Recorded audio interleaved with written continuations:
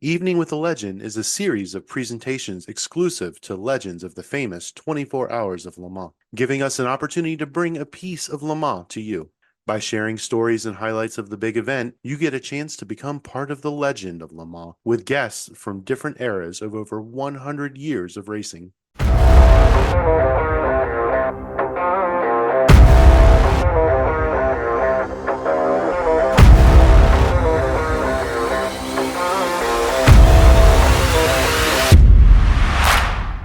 Rick Knoop's driving record at Le Mans is a testament to his enduring skill and dedication to the sport of endurance racing. Throughout his career, Rick has participated in multiple editions of the prestigious 24 Hours, showcasing his prowess behind the wheel on one of motorsports' most demanding stages. His driving performances have often been marked by a combination of speed, consistency, and adaptability as he navigated the challenges posed by the track alongside of some of the world's finest drivers. And with that, I'm your host, Crew Chief Eric from the Motoring Podcast Network, welcoming everyone to this Evening with a Legend. Rick, welcome to the show. Thank you. Every legend has an origin story. So let's start with yours. Rick, you come from humble beginnings. What was your road to Le Mans like? Well, it was interesting. My father taught me how to drive when I was about 8 years old in a parking lot in a little Volkswagen Beetle. That summer, I was driving pickup trucks at the ranch, sitting on a pillow and propping myself up. As I was getting older, my job in the springtime was to start all the equipment up, the D4 Caterpillar, the water wagon, the loader, hauling hay and that. I've driven a lot of different utility cars. I got my driver's license. My first car, and it sounds grandiose, was a Porsche. I bought a 64 SC, which was the last, as you know, the 356s. But it was $2,200 back then, which was a lot of money. Fast forward, I went to college and I had a BMW 2002 Tii. My first time on the racetrack was 1974, and I did a hill climb at Willow Springs International Raceway. Little did I know that I'd be teaching there, and became one of the foremost test tracks for me in my affiliation with Jim Busby. Then I ran an Alfa Romeo. In 1977, I got my regional license. I was fortunate enough to win the B Sedan Regional. The next year, I went right into pro racing, driving an RSR, which was 1978. Jim Busby Racing was preparing the car. Lo and behold, I meet Jim Busby, and 48 years later, he's a dear friend of mine. And we went to Daytona, to Le Mans, to Monza, to the Nürburgring, Watkins, all the major tracks. How did you get to Le Mans? 1978 was my first year, 24 years old. I had finished sixth overall with Bob Aiken and Steve Earle. Steve Earle, you might know as being the Monterey Historic Car Races. We figured if we were vintage racing, we could probably keep a car alive at the Pepsi Rolex 24-hour. We finished sixth overall. We went to the Mobil 1 12 Hours of Sebring. Then we were fifth overall. Now I've got WEC points, and Jim Busby had watched over the shoulder and said, this guy Knoop is consistent, and I won't speak for him, but said, he brings these cars home. And I think being smooth, consistent, and concentration in the background of driving various cars, trucks, and pilot's license and all, I have eye-to-hand coordination. And now Busby says to me, would you like to go to Le Mans? And I think I was third in the world championship. I was 24, and I said, go to Le Mans? How does that work? He said, well, Manfred and Erwin Kramer are going to do 3 cars. We'd like one car to have American drivers. There was 2 other drivers that were willing to buy a ride type format. I guess Buzz really wasn't too keen on them. So he says, Rick, do you have anybody that might be able to help in this? And I said, Chris Cord. Chris and I had been running at Steve Earle's events, and he'd been driving a 365 Daytona with John Morton, Milt Minter. Lo and behold, Manfred and Erwin Kramer said, that's a good idea. We just don't know about this Knoop. Has he ever driven a turbo? That's sort of how it came to happen. And the next thing I knew, we were an all-American team, all from California, driving for a company in Cologne, Germany called Kramer Racing. And we had a fantastic run there. So when you look at your entrance into Le Mans, you're actually coming in at about the midpoint. It had already been about 50 years old, celebrating that anniversary.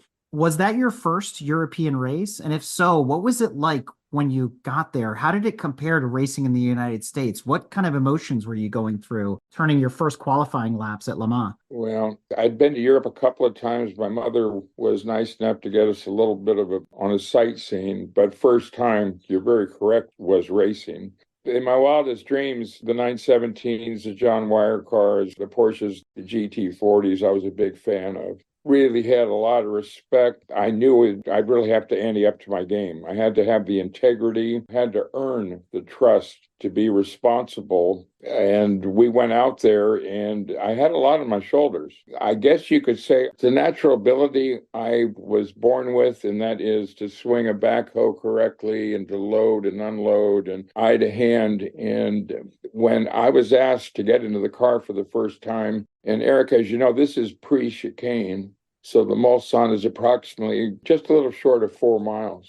Before I got into the car, Manfred Erwin Kramer asked Busby, has Knoop ever driven a turbo? Busby says, has he ever driven a turbo? That was the answer. So that wasn't yes or no. And I never have, but I've been driving some McLaren, some big, big, fast cars at Monterey at Steve Earle's. Been driving those since 1975. I still to this day drive them. So the shock wave or the power to weight wasn't going to just say, oh, crap. The spooling up of the not one but two turbos, all that sound, almost like indigestion, and the marvelous flames on the overrun. And I got to tell you, my first lap there, just trying to be smooth, and I was earning a reputation. Anything I left, I'd get the equipment back to the barn. The vintage races, I would go out there and gradually start rolling the volume on in terms of its potential. I love to explore, but I don't get crazy. I do a little bit of sprint car stuff. I just have a knack, I guess, and this isn't a self-assessment, but I love going in and explore a little bit more. And most of the time at the end of the day, I do a pretty darn good job for never been to the track before, and that's indeed what happened at Le Mans. But the first time going down that Mulsanne, and we didn't have simulators then. We had to rent a car the week before, and I just started to hear the whistle and both of them starting to feed me and going back under the 4-speed, aluminum cage, open face helmet. And you knew that if something was to happen, it probably wasn't going to be good. But gosh darn it, with the two drivers, Jim Busby, who really said, you can do this, but the butterflies were real. And what's funny about that is if anybody's ever gotten the opportunity to drive an original 930 turbo, which I have, you feel like you're getting hit in the chest. It's incredible the amount of power that those cars could put down with a single turbo. So I can't imagine what it's like behind the wheel of a 935. I've also heard that the 935s can be visceral and vicious at the same time. So what was the biggest learning moment with those cars at Le Mans? That's a great way to describe it. When the 930s came out, you'd count to 3 and then they'd get with it. It's called lag. The twin turbos, it takes a bit. It's half sprint car. It's a very physical car to drive. And I've driven NASCAR as well. I almost exaggerate my steering wheel way up front because when you start getting spirited in them, and mind you, bringing it back and exploring, you know there's a whole chapter of this book on what this car will do.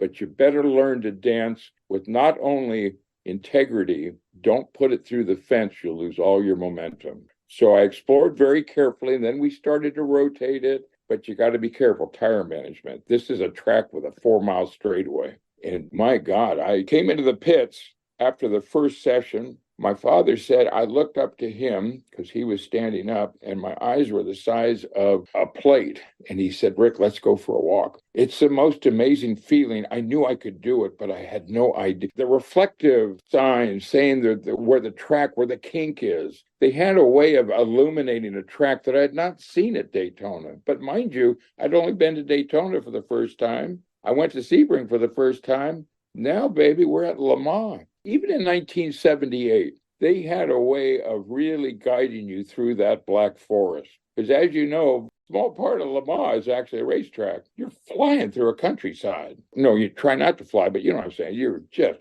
zooming. One of the things I've heard about Le Mans is one of the toughest times to drive isn't necessarily at night. It's when the sun is coming up, in those dawn hours, but also the weather is super random at Le Mans. It could be raining on one side and not on the other. There's other tracks in the United States that are like that too. Watkins Glen, which you're familiar with, is like that. It could be raining in the boot and sunny on the other side. What did you find to be challenging or not so much compared to some of your competitors? Did you have an advantage at night or in the rain or anything like that? You're very accurate in saying one place I'll tell you is Spa. It has a whole different weather system as well. Watkins Glen, what we were talking about earlier, has the kind of topography that the water actually drains. Mid-Ohio, it puddles. Lime Rock, it puddles. The biggest plus and all that, I'm not trying to be negative, there's a lot of variables here. But the one thing that is neat, so many neat things about Le Mans, and Busby told me this, Le Mans isn't a race, it is the race.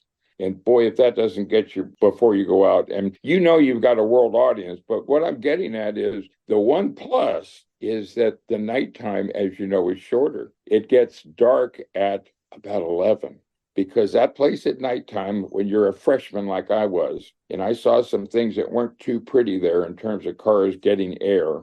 The consistency, which I'm noted for, and my concentration was at an all-time high, because we get into wake turbulence there. We get into the overruns of the Renault that won that year. Once you get out of the throttle, it's like a flamethrower, and you can almost use that to your advantage. I've driven with the Angaises, the Foyts, all those guys, and we used to giggle at the end of just loading that turbo up. You get out of it hard, and you have a flamethrower, very much so at Le Mans. Your eyes have to readjust from your pupils going large and small, and the rain there, you got to be very mindful. That's a big word in my life. You don't want to come home on the hook, but you want to keep exploring, but have a baseline to keep the consistency going. And God, you can't believe how many people are there. Jesus.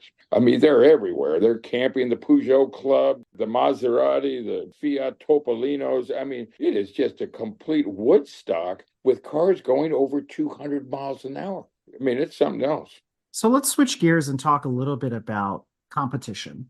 And in some respects, rivalries, because that's an important part of racing, right? We're not out there just turning laps. We're trying to win. And at Le Mans, as we know, it's a multi-class situation. And so people are trying to win their class. They're trying to win overall. There's a lot of traffic out there and things like that. But when you went there the first time in the late 70s and into the early 80s, the 935 was an extremely popular car. I think we can rattle off other names that drove 935s, whether it's Gerritsen, Rahal, Redmond, and so on down the line. What was it like being out there with the other 935s? And did you have any rivals on the track? Oh, yeah. And I'm glad you brought that up. It was almost an IROC series with 935s. Dick Barber Racing had 3 cars, Paul Newman, Brian Redmond. You got a squadron of all these 935s. You got the 935 Moby Dick with Jochen Moss and Jackie Ickx. So that was basically the prototype version. Of course, the index of performance or power to weight was very, very similar in the 935s. And Porsche's always had a gaggle or a squadron of cars out. So in order to run in the top 10%, you know you're crossing your T's, you're dotting your I's, you're being quiet, and you're just trying to be a blue angel on the asphalt.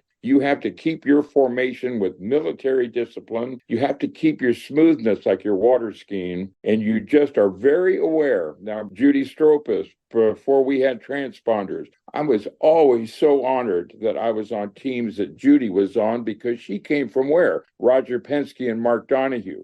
So I knew that these teams that I was so honored to be a part of, departmentally, we had a rover that would jack the cars up and this and that, but in the specific fields we had, the other 935s, that's a brilliant point, because it was like an IROC, like I said. All the cars, power to weight, were the same, but you want to take a little wing out of it because it's a 4-mile straightaway, Rick. And that's how Jim Busby and I have worked with race cars. We look at the straightaway first, not only for gearing, but should we take some wing out and make it cleaner? Well, you know what's going to happen. It gets looser, less grip. The grip comes on at 170 on. So there's some variables there. World audience, and what an honor to be selected. All California team running for Cologne, Germany, the Kramers. And you're darn right. We had categories, Group 5 that year and Group 6. And the Group 6 cars, and I think we qualified at Jim Busby at a 209.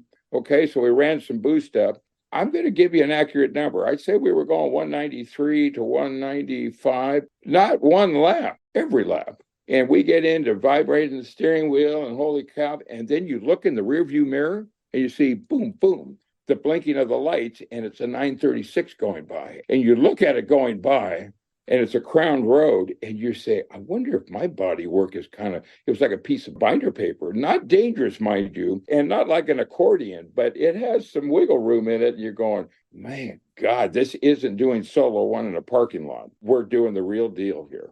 Warren also writes, who was the toughest guy to pass among the various 935 drivers we talked about earlier? Oh, Jochen Mass for sure. Hell of a driver. And I'll tell you another guy that was just absolutely unreal, and it tore my heart out, was Stefan Beloff. Sheer speed, but he ended up getting killed. When I had earned the right to get into the GTP prototypes with the tunnels and everything, in the 956s in Europe that Beloff was killed in, and then the 962s, I raced with Beloff prior to his accident. But Jochen Mass, there's no nonsense. AJ Foyt doesn't have a lot of patience, and there's a little bit of I'm AJ, and that's okay. But, I've learned to know if we're going to bring the goods home, just get over it. Count to 5, even though you're going 190. Let them have the track, because gosh darn it, any entitlement in endurance racing normally doesn't bring you, a trophy. You have to really cool it. You don't drive like you're in a parade by any means, but you drive with absolute 100% focus, concentration, and smoothness. So let's do a little myth busting here, since you're talking about modifying your 935s. Were you one of the fortunate teams that had one of these experimental limited slip differentials? I've heard these wives' tales about pit crews that would push the 935s through the paddock, through scrutineering, and scrub their feet on the ground so it sounded like there was a locker in there and not an LSD. So were you fortunate to have this new technology? Oh my God, if it happened, I would hope to hell it had a limited slip. Boy, that way you described that is classic, because you can't push those through the garage area, and the tennis shoes chirping. I honestly can't answer that for you. Now, as the years came on and I drove other 935s, they were full lockers. That's why you really commit yourself in those. If you start losing track after, you're tracking in, apex and middle, and whack it, and if you don't get it to rotate, you're going right through the fence. So I can't answer what we had at Le Mans, but I have to tell you, it was enough for me. I like that word, exploring. Don't crash, but explore a little bit, and then after a while you are going faster with more rhythm, more consistency. It's like a water slide. And a lot of the students I have, it's water skiing on the pavement. And it's a beautiful thing to watch. And you watch this enough in slow motion, a car at Le Mans or any track that's got speed, the cars are actually drifting, unless you're on the banking with force grip at Daytona. But the rest of the time, if you got the car set up pretty well, it's pretty neat. And tire management and all that. But that's a long answer. But I'll tell you what, there was a lot of 935s, and I was proud to win the Group 5. As you mentioned, you've driven a lot of cars in your day, and a couple other brands that you're associated with are Mazda and Lola's. So how do they compare to the Porsches? And of all the other cars you've driven in your racing career, what's your favorite, or maybe least favorite? Well, I think I'd have to go on my favorite memory, and we're going back to what we're talking about tonight, Le Mans. That was the big world coverage. I think in terms of what got me recognized, I don't really need my ego to be fed, but just to showcase what happened to me, I always have a special, special place in my heart for a 935. Now, I've driven the M20 McLarens, I've driven sprint cars, I've driven for the Mazda factory, you're correct. I drove for Mazda of North America. I've always loved to have had manufacturer, they call it brands now, support and couple it with a tire manufacturer. Been driving Can-Am cars since 1975. They really get with it. My memories when I was a kid prior to my racing licenses, when that green flag came out at a Canadian-American Gold Cup race, the world shook. And it was not only visually unreal, but the audio grandstands would shake. And I don't need to be ZZ Top when I go somewhere, but something's happening when you drive a Can-Am car. What happened later is I developed the Ferrari 512 with Lee Dykstra because we were having trouble with camber changes. But I would say Porsche has never failed me. And I'm damn fortunate to tell you, I've never put them into the fence either. If they were to go out, we've had a mechanical problem, and I take a lot of pride in being able to say that. But the 962s, obviously another Porsche, as you were mentioning, almost an IROC type category. Been very fortunate to have not just equipment, but tried, true, and fresh equipment. Cold starts and drivetrain warm-ups really pays off in the long run. And the day before paddle shifting and sequential boxes, they would match us who's nice in the car that is crisp, accurate, and has traffic management. And traffic management's a big one. You don't just fly like a funnel into turn one. You don't do it halfway through at 12 hours. Sometimes you give away. So you're going around and like, where's that car? It's in the fence because he felt entitled. There's a lot of things you do behind the wheel. And now that we developed the in-car cameras, yes, people can see now, but you really got to be pretty grown up about it because I was young and I knew that well, he's just 24. He's at Le Mans. He was over his head because I take a lot of stuff personally. So Warren writes, do you think the modern Le Mans WEC IMSA cars are harder to drive than what you had back in the day?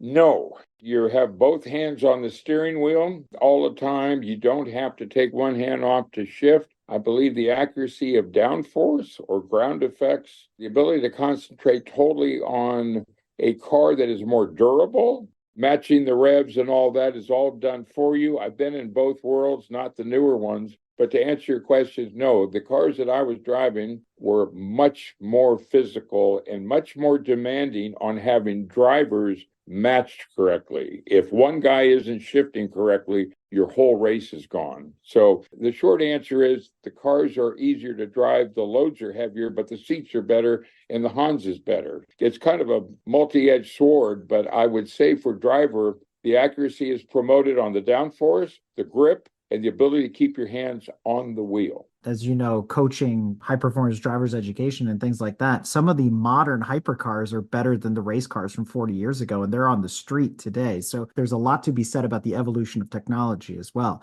Many of the cars, the GT3 RS is the GT2 RS, and you're very accurate on that. I'm instructing with cars that have the driver aids, the ABS and the traction control. But I got to tell you what, they are all business and they are built. Porsche's always had the ergonomics that you loved. A Lola's a Lola, a March is a March. When you get in a Porsche race car, you go, oh. Tim, by way of Scott, writes, is there a car that you wished you could have driven at Le Mans, either contemporary or from the past? I've driven some from the past, Series 2 GTO Ferrari, which was just beautiful, the 3-liter Colombo V12, and not because of the cost of them, but because I driven one of those. Love to drive a 936. That would be the Jackie X and Jochen Moss car. And that's exactly what I did a couple of months ago at Rentsport. I got into a 962. I looked to the left, looked to the right. I'd love to answer that question, another Porsche. But a 936 Longtail, for me, it gives me chills. I love them. Le Mans was your first race outside the continental United States. It wasn't your last race in Europe or outside of the US. Your subsequent returns to Le Mans, how did it change? And how did Le Mans change you? Well, I went back in 1984 in the Lola chassis with my involvement with Mazda. Jim Busby flew to Japan, and the Lola 616 was conceived at Eric Broadley from Lola. It was originally a car that was going to be produced for the DFV, Ford Cosworth. I was part of Mazda, and Jim, I'd done more races with him since our victory at Le Mans. And now it's 1984, and we ended up striking a deal, or Jim Busby Racing did, with Mazda, and we did a world effort putting a Mazda motor, which is very minimal on the torque characteristics. It doesn't really hurt the drive shafts and compression and rebound and all that. It comes on almost like a turbo, as you know, a rotary engine. So then we were able to put together a package that we were going to go for the Group C2 championship. Lo and behold, we debuted the car with B.F. Goodrich. I drove with Boy Haya from the Netherlands, Jim Busby and myself. The other car was Hiroshi Yoshida from Japan, John Osteen, and Pete Halsmer. So we're prepping ourselves to see if it'll run where at Le Mans. So we indeed had a problem at the 24-hour race, and we decided to miss Sebring, but now I'm back at Le Mans with the two-car team. And how it had changed, with still no chicanes, I've got a softer engine than the brute power of my first win there. I hate to say brute with Porsches because they're such a lovely surprise all the time. It isn't a big jackhammer going off. It just keeps going and going. And it makes marvelous sounds, those turbos. So now we're there in the Mazda. How did it change? Well, I'm back there now 6 years later. I'm starting to reap some of the benefits of when I was 24 and the word was getting out about me. And I was an endurance racing specialist. That wasn't a self-title, but I would bring cars back. We're now going to not only go to Le Mans, but we're going to go to Monza. We're going to go to the Nürburgring. We're going to go to Mount Fuji. Just prior to Le Mans, Jim and I won at Monza, Italy, so we knew the cars were good. It was 1,000 kilometers, but at Le Mans, same crowd, got 300,000 to 400,000 people or whatever it was. We're riding the tail of an awful lot of public relations now. Mazda has been gracious enough to not only have me transfer again with my longtime friend Busby, and there we are with two cars, beautiful livery. The one thing about Busby Racing is the cars are almost like a Peter Max poster, but damn it, they can win Pebble Beach or Amelia, but they really have got the reliability. When you get out of the car and your co-drivers, you know you're in good hands. Remember, this is before paddle shifts, obviously. You have to be crisp in your shifting. You don't power shift. You have to be nice because this isn't 1 hour. It's not 6 hours. It's not 12 hours. It's 24 hours. And you got your cards on the table. You're at a race that the world knows about, and we're out there. It's such an honor. We ran damn well. Two-car team. We were first and third in Group C2.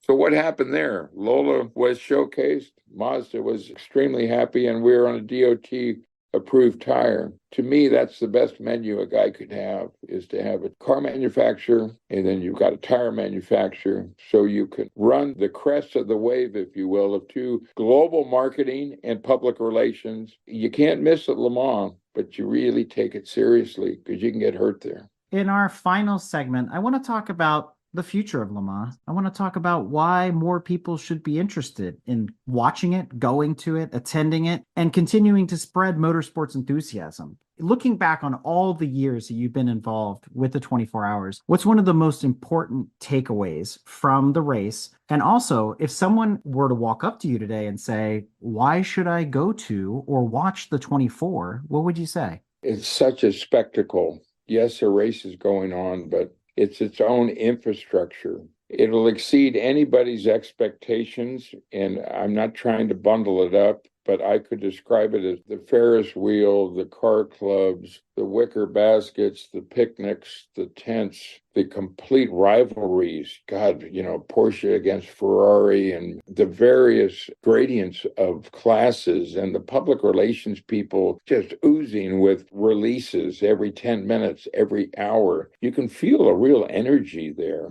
And you just know that you're probably doing something that a lot of people aren't, even though a lot of people are. But on a global basis, it'll surpass your wildest imagination. And I'm not just talking to road and track, car and driver, people that have trade magazines or watch trade shows on cable. This is something that's awfully hard to explain. The sheer depth, the texture of it.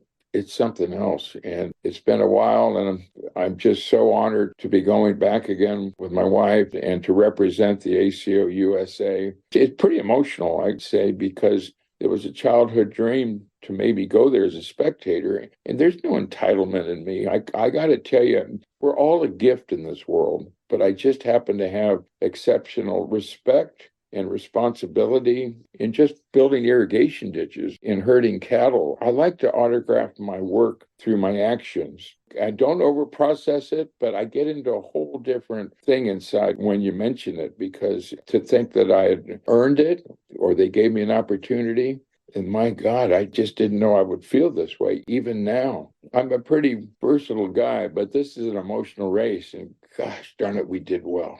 There's so many people to thank, and I don't want to sound like a guy on the podium, but I mean, I got to tell you, there was a lot of people that endorsed my ability to do what I say I'm going to do. It isn't like, what in the hell happened to Rick? The car's not back. And I'd probably just go into a complete cardiac arrest if I did something, because I'm representing all the blueprints before the CAD drawings. I'm representing all the wind tunnel tests. I'm representing compression to rebound, pitch, yaw, roll, all these things. And I'm taking their Mona Lisa down the hot pit lane, and I'm a damn fool if I screw up. So I hint at this, but I like to explore, but I have a good baseline. At the end of the day, man, I'll be getting with it, and not over my head, because I explore. And it's a volume switch.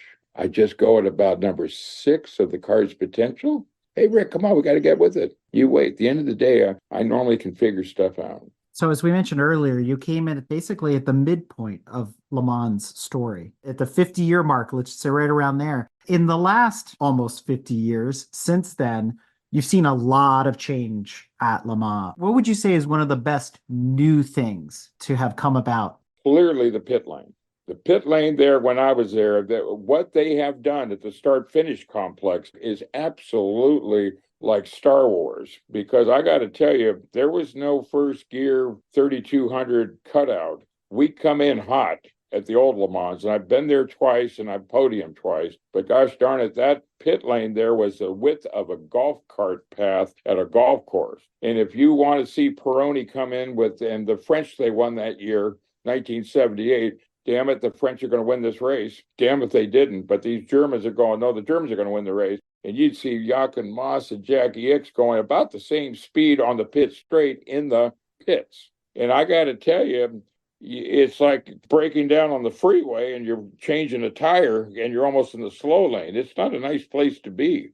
But I think the ability to be so specific and the caliber of driver then, there was no cutouts, there's no paddle shifting. And I'm not the guy, back in the day. I'm not that guy. But I got to tell you, the most significant, without a doubt, there's no fog on this comment, is clearly what they have done in the garage area. It was almost like catacombs when we were there. There was gravel around and kind of old fuel tanks. That was part of the romance of it. But boy, the new Le Mans, exquisite. Haven't been there, but yippee, I'm going in June. But what I've seen in the pictures, and I've heard from guys like me that were in the old pit lane, hot pit entrance and exit, that was a mind blower. And mind you, at all the tracks, we didn't have pit speed. We'd come off the turn 4 at Daytona with both whistles turning, called turbos, and we come in hot.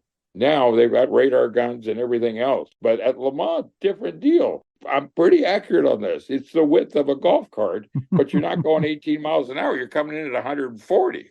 Your journey is far from over. So what's next, Rick? What's next? Well, I tell you what, I am fortunate enough to pass on some of my experience and strength to driving schools, and I'm just tickled. I'm a head instructor at DK Driving in Willow Springs here with Timothy McGrain and the M1 Concourse. I get to go to Pontiac, Michigan, weather permitting, obviously in the spring, and I guest instruct there. And I've got some pretty interesting plans for 2024, which I'm going to be doing some racing as well as farming, as well as it's awfully refreshing to know that I've always wanted to be part of something. It's a long journey being a race driver, so I'm pretty diversified, but I will be going around with some pretty special cars and really looking forward to it. I'm doing a little mentoring with a wonderful young man that's 16 that I think the world will probably hear about later. I'm doing a lot of personal coaching with him. We're getting him prepped. He's doing fantastic. I've been speaking with the Porsche Club, and I'm not going to call it motivational speaking, but I do those PowerPoint to share some of my racing experiences. The Road Racing Drivers Club is a big part of my life, and I'm honored to be a part of that. You don't get sponsored there, but you get sponsored by Ray Halls and the Andrettis and the guys in the industry, and I'm proud to be a member there for about 40 years, and I'm very, very active. We're going to be going to Goodwood this year. They're having a tribute for the Shadows, cars that were not only Formula One, but Formula 5000, of course, the Can-Am. Out of Marina, California, Don Nichols. Jim Bartell has got 2 containers that left about 4 days ago. We haven't really made a major announcement, but you're asking what's going on. I'm just tickled to be able to go to Le Mans. Then the next month, I go to the Goodwood Festival of Speed.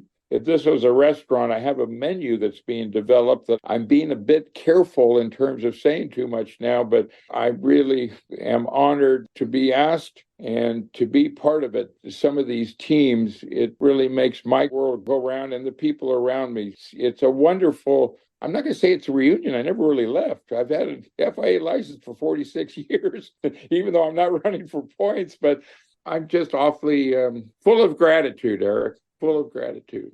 While specific details of Rick's Le Mans driving records may vary across the different years and teams, his presence on the grid has consistently been synonymous with a competitive spirit and a relentless pursuit of excellence, a respected figure within the Le Mans racing community, and his enduring legacy is at the pinnacle of endurance racing, defined by an unwavering commitment to excellence and an enduring passion for the sport. And on behalf of everyone here, and for those of you listening at home, thank you for sharing your story with us, Rick. And I hope that everyone enjoyed this presentation and looks forward to more Evening with a Legend throughout the season. Thank you so, so much.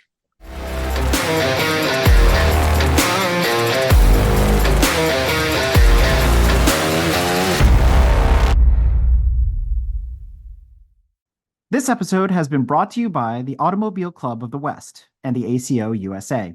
From the awe-inspiring speed demons that have graced the track to the courageous drivers who have pushed the limits of endurance, the 24 Hours of Le Mans is an automotive spectacle like no other. For over a century, the 24 Hours Le Mans has urged manufacturers to innovate for the benefit of future motorists, and it's a celebration of the relentless pursuit of speed and excellence in the world of motorsports. To learn more about or to become a member of the ACO USA, look no further than www.lemans.org. Click on English in the upper right corner, and then click on the ACO Members tab for club offers. Once you've become a member, you can follow all the action on the Facebook group ACO USA Members Club and become part of the legend with future Evening with the Legend meetups.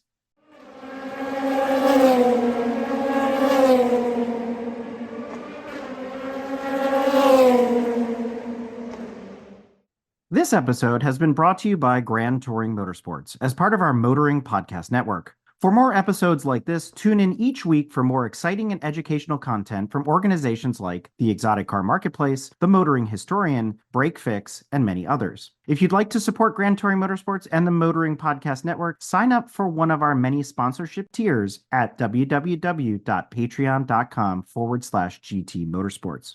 Please note that the content, opinions, and materials presented and expressed in this episode are those of its creator, and this episode has been published with their consent. If you have any inquiries about this program, please contact the creators of this episode via email or social media as mentioned in the episode.